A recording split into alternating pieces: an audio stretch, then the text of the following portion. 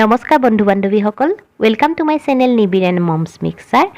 আশা কৰোঁ আপোনালোক ভালে আছে সুস্থ আছে মই আজি আপোনালোকক এটা পনীৰ আৰু পেপচিকামৰ এটা ৰেচিপি বনাইছিলোঁ আপোনালোকৰ লগত শ্বেয়াৰ কৰিম বুলি ভাবিছোঁ আহকচোন চাওঁ মই কেনেদৰে বনালোঁ ৰেচিপিটো প্ৰথমে মই এটা ডাঙৰ বিলাহী ল'লোঁ তিনিটা সৰু পিয়াজ লৈছোঁ মই ডাঙৰ পিয়াজ লোৱা নাই সৰু তিনিটা লৈছোঁ তাৰ কাৰণ আছে আপোনালোকে পিছত গম পাব আৰু দুটা শুকান জলকীয়া লৈছোঁ আৰু 5 ফুটামান নহৰু লৈছোঁ আৰু 5টা মই ডাঙৰ কাজু লৈছোঁ এতিয়া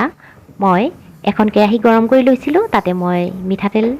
দি দিছোঁ আপোনালোকে যি তেলটো ব্যৱহাৰ কৰে সেইটোৱে খাব পাৰে আৰু মই সেই তেলতেই মই এতিয়া ৰচুন কেইফুটা ভাজি ল'ম ৰঙচুৱাকৈ ভাজিম মই গেছটো বঢ়াই লৈছোঁ পুৰা যেহেতু সোনকালে হয় গেছটো বঢ়াই ল'লে এতিয়া মোৰ ৰচুন ফ্ৰাই কৰা হৈয়ে গ'ল আৰু ইফালে মই একেখিনি তেলতে এতিয়া শুকান জলকীয়া দুটাও ৰঙচুৱাকৈ ভাজি ল'ম এয়া দেখিছেনে মোৰ জলকীয়াও ফ্ৰাই কৰা হৈ গ'ল ৰঙাকৈ ভাজি লৈছোঁ আৰু তাতে মই কাজু কেইটাও দি দিছোঁ কাজু কেইটাও এতিয়া মই ৰঙচুৱাকৈ ভাজি ল'ম এয়া কাজু মোৰ হৈ গৈছে ভজা আৰু এতিয়া মই সেই একেখিনি তেলতে মই তিনিটা পিয়াজ লৈছিলোঁ সেই পিয়াজ তিনিটা ফ্ৰাই কৰি ল'ম মই গোটাকৈয়ে ফ্ৰাই কৰিছোঁ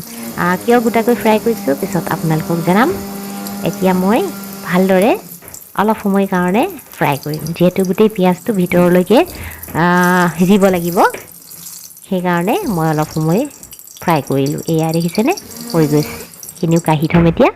আৰু তাত মই কাটি লৈছিলোঁ পেপচিকামটো সৰু সৰুকৈ তাকো মই এতিয়া ফ্ৰাই কৰি ল'ম কিন্তু এই পেপচিকামখিনি সম্পূৰ্ণকৈ ফ্ৰাই কৰি নল'ব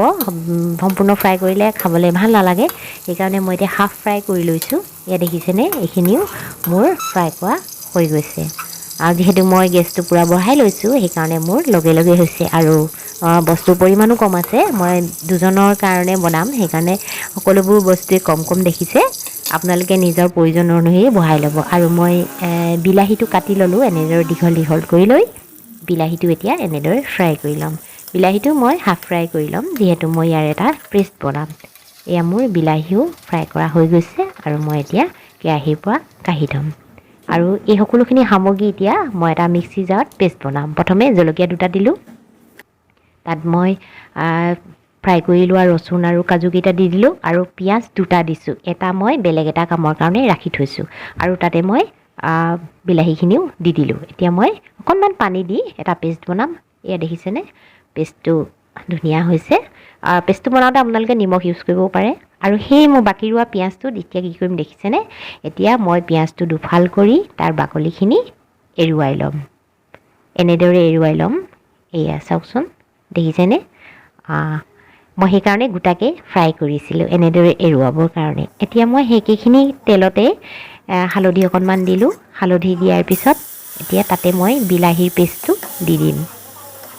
এয়া দেখিছেনে এতিয়া ভালদৰে মিহলি কৰি দিম এতিয়া মই তাত অলপ পানী এড কৰিম নহ'লে কেৰাহীত লাগি যাবও পাৰে এতিয়া মই মিক্সি জাৰটোতে অকণমান গুলি পেলাই পানী দি দিম এয়া মই দি দিলোঁ আপোনালোকে প্ৰয়োজন অনুসৰি আৰু কিমান গ্ৰেভিটো খায় তেনেকৈ দিবও পাৰে আৰু এতিয়া মই মছলা দিছোঁ মছলা এয়া প্ৰথমে মই দিছোঁ জিৰা গুড়া ধনিয়া গুড়া আৰু জলকীয়া গুড়া একেলগে মিক্স কৰি বনাইছোঁ আৰু এটা মই পনীৰ মছলা দিছোঁ এইটো মই ঘৰত বনোৱা নাই কিনি আনিছোঁ আৰু লগতে মই ইয়াত এটা লাষ্টত মিহলি কৰা মছলাটো হৈছে গৰম মছলা মই ঘৰতে বনাই লৈছোঁ আপোনালোকে মন কৰিছে নিশ্চয় মই গোটা মছলা একো ব্যৱহাৰ কৰা নাই আৰু তাতে সোৱাদ অনুসৰি মই নিমখ দিছোঁ এতিয়া মই আকৌ ভালদৰে মিহলি কৰি ভালদৰে উতলিবলৈ দিম এতিয়া মই কেপচিকামখিনি ইয়াতে এড কৰি দিম আৰু ভালদৰে লৰাই দিম আৰু অকণমান সময় উতলিবলৈ দিম আৰু এতিয়া মই পনীৰ কেইপিচো ইয়াতে দি দিম মই 200 গ্ৰাম পনীৰ লৈছোঁ পনীৰখিনি মই ফ্ৰাই কৰি লোৱা নাই ধাবাৰ ষ্টাইলত বনাইছোঁ আপোনালোকে যদি পাৰে ফ্ৰাই কৰি ল'ব পাৰে আৰু এতিয়া মই সেই ফ্ৰাই কৰি লোৱা পিঁয়াজৰ বাকলিখিনি এনেদৰে দি দিম এনেকৈ দিলে খুব সুগন্ধটো ভাল আহে আৰু দেখিছেনে মোৰ সুগন্ধ আহিছে ধুনীয়াকৈ উতলিছে আৰু মোৰ আঞ্জাখন হৈ গ'ল এতিয়া মই গেছটো অফ কৰি দিম আৰু গৰমে গৰমে পৰিৱেশন কৰিম আৰু মই এনেদৰে পৰিৱেশন কৰিলোঁ খাবলৈ খুব টেষ্টি হৈছিলে আপোনালোকেও ট্ৰাই কৰি চাব